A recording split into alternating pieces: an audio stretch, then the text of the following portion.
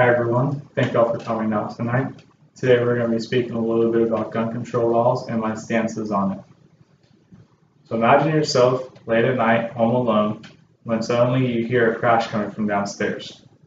You can hear footsteps over broken glass and can now safely assume that there's an intruder inside your home. You don't know the intentions of the intruder and you don't know if now you're safe or in harm's way. You have two options from this point. You can either choose to flee and try getting out, or you can try calling the police and hiding and waiting for the police to show up. The average response time for Jacksonville Sheriff's Office for a violent crime is roughly 7 to 12 minutes.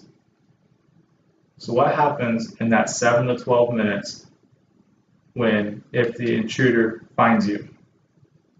You don't know if you're going to be armed, and you have no way of protecting yourself at this point, unless you had a firearm and knew how to properly use it. Then you can safely defend yourself from whatever may come. Gun control continues to be a controversial issue in modern society. I'm going to explain to you the issues with current gun control laws, our constitutional rights to bear arms, and the practical requirements for owning a firearm. One of the major problems with gun control laws is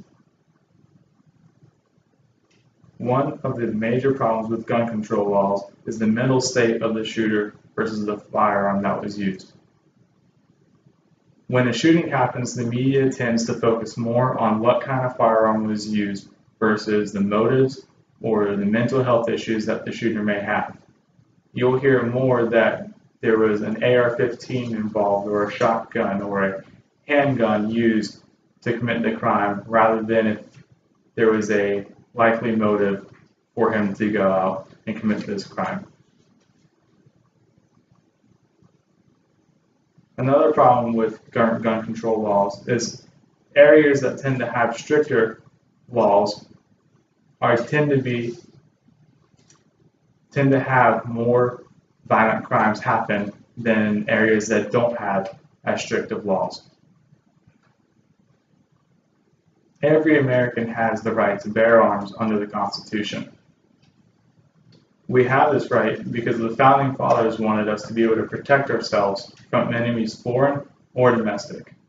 If our lands were invaded and the government wasn't able to protect us, they wanted us to have the ability to be able to protect ourselves and our land. That being said, the government also wanted to be able to limit their power and have the people able to take back control if the government got too powerful. The Founding Fathers intended us to be able to have the same means to protect ourselves that the government does to protect itself.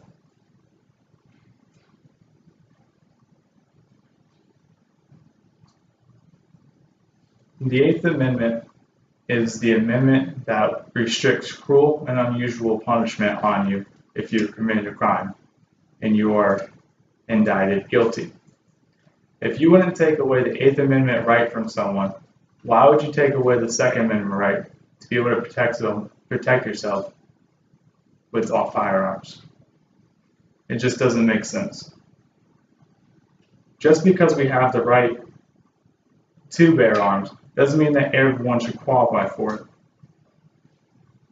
Convicted felons and people with known and diagnosed mental issues should be prohibited from being able to own a firearm.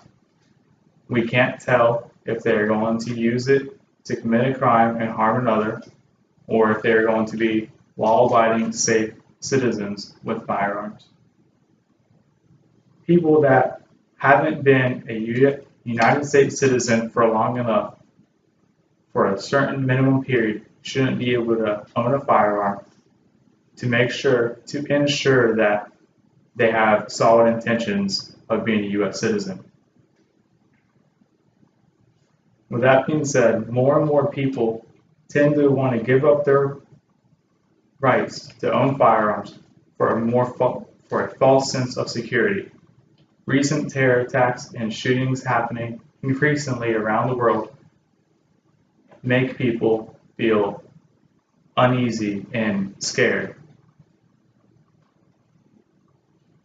So from there, they want to be able to make sure that no one else can have a firearm to protect themselves. But if someone that you cared about were in danger, wouldn't you want to be able to protect them yourself? If you had the firearm, you may be able to do that. Thank you. That is all I have tonight, and I hope you enjoyed my speech.